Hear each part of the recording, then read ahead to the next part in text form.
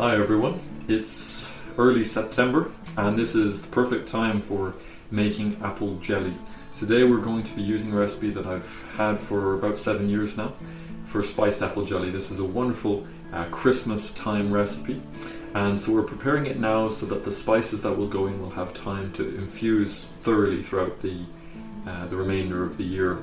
So this recipe calls actually for apple scraps. So what I've done yesterday, I got some apples from a family member who had them from a friend, and there were some leftover apples. I used them to make apple sauce yesterday.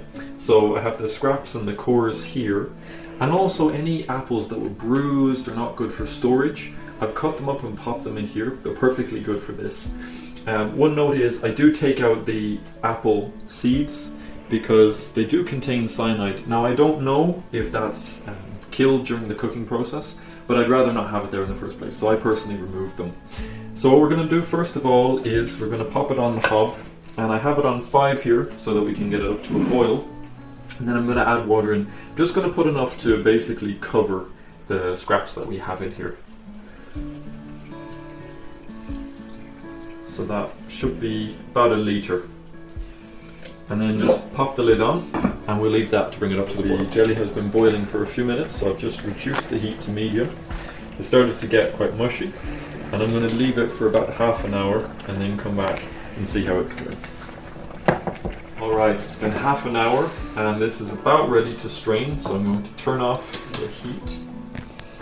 And then I don't have a ladle at the moment, but I've set up a system here with a bowl, and inside the bowl there's a colander, and then on top of the colander there's some cheesecloth. This will help us to get a nice smooth strain. So I'm just going to carefully pour that in here,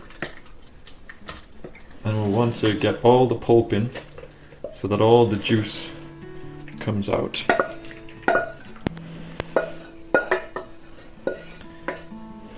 And then I find that if you press it at all, there tends to be quite a murky texture to the jelly, so I'd rather it just be clear. So I'm going to leave it without pressing it down, just leave it to strain naturally for maybe half an hour, another hour. You can, if you want to, leave it overnight, but I find an hour at most does the job.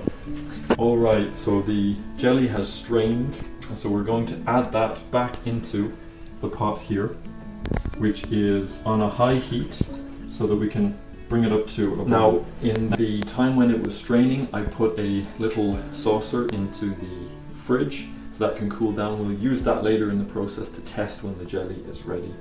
Now, while that's going to go up to the boil, just mention here we'll be adding these spices. So we have a little less than half a teaspoon of ground cinnamon, a little less than 1/4 teaspoon of allspice, 1 star anise, and a cinnamon stick. So this has been boiling away for a few minutes now. I've taken it off the heat, spices were already added, and now I'm going to add in 400 grams of sugar. We measured and there's about 400 mils of the liquid, and you want to add equal amounts of liters of liquid to kilograms of sugar. So in this case it's 400 mils and 400 grams. Okay, the jelly has been cooking for about 45 minutes, and every now and then I've been checking to see it's ready. I had the saucer in the fridge, and I just put a spoonful of the liquid onto the plate, and you can tell it's ready when the liquid starts to form a skin when you touch it. You might be able to see here, if I do that, it wrinkles, and that's a good sign. That's a sign that it's ready to put into jars. Off the heat, and I'm just going to use a ladle and spoon it into the jars I have sterilized using this funnel. Now, what will happen with this, I haven't really let it cool, what will happen is all the cinnamon and the allspice will float to the top, but if you want to have it throughout the jelly, all you need to do is just leave it to cool for maybe 15 minutes and then put it into the jars. I don't worry too much, but if you want to do it that way, that's perfectly fine. And there it is, the spiced apple jelly. It's a gorgeous sort of red, brown, golden color. You can see the cinnamon stick in here. You'll want to leave this for about a month to mature, but I find that in my family we tend to eat it quite quickly. It can be quite a runny jelly, so if you want to thicken it, you can add lemon or even more sugar. But if you're okay with it, like I am, then it's fine as it is. Another thing to mention is that it is a seasonal jelly, so it's ideal for Christmas.